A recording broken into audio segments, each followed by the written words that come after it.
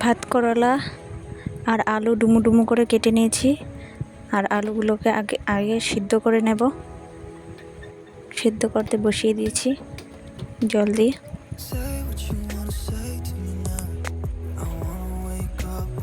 একটু সিদ্ধ হয়ে যাবে আলুগুলো, নামিয়ে নেব। তারপরে কড়াই বসিয়ে দিয়েছি। কড়াইতে তেল দিয়ে দিলাম।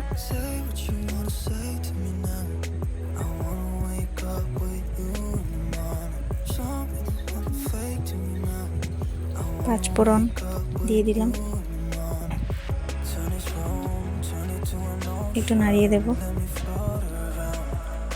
পাঁচফোড়নগুলো অল্প ভাজা ভাজা হয়ে যাবে। তো ভাজা ভাজা না হলে দেবে না, লাগবে না।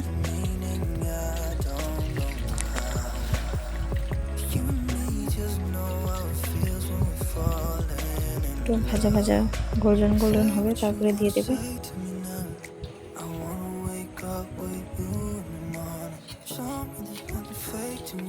আলুগুলো সিদ্ধ করে রেখেছিলাম, যে আলুগুলো সেগুলো দিয়ে দেব কড়াইতে।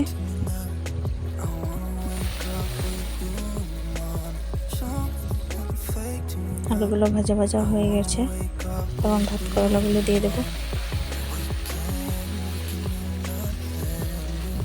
নাড়িয়ে দেবো ভালো করে।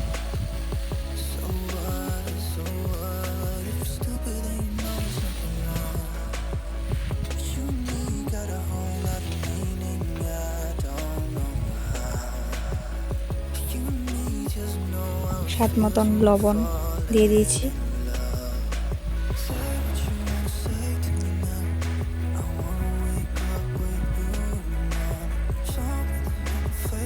স্বাদ মতন হলুদের গুঁড়া,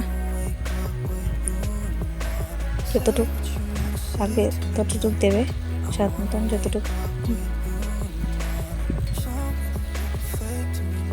ভালো করে মিক্স করে দেবো।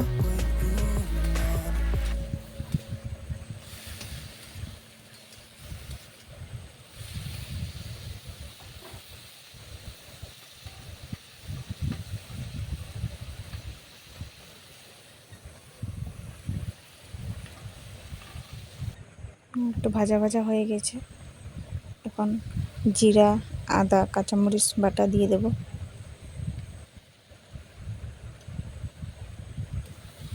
এটাও নাড়িয়ে দেব ভালো করে। ভাত করলা আলুর সাথে মিশিয়ে দেব।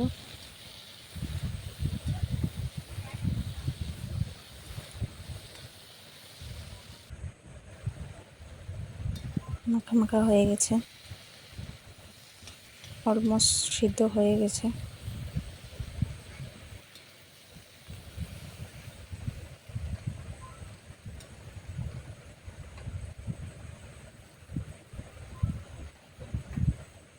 ঢেকে দেব একটু সিদ্ধ হওয়ার জন্য। ঢাকনাটা খুলে আবার নাড়িয়ে দেব।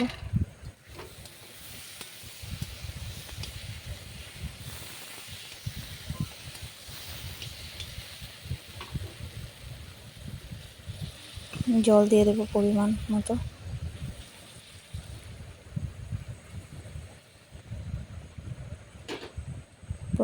জল দিয়ে দেব, নাড়িয়ে দেব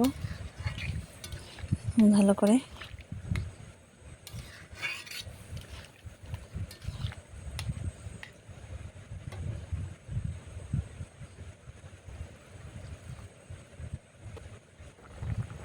সিদ্ধ হয়ে গেছে ভাত করলা তরকারি।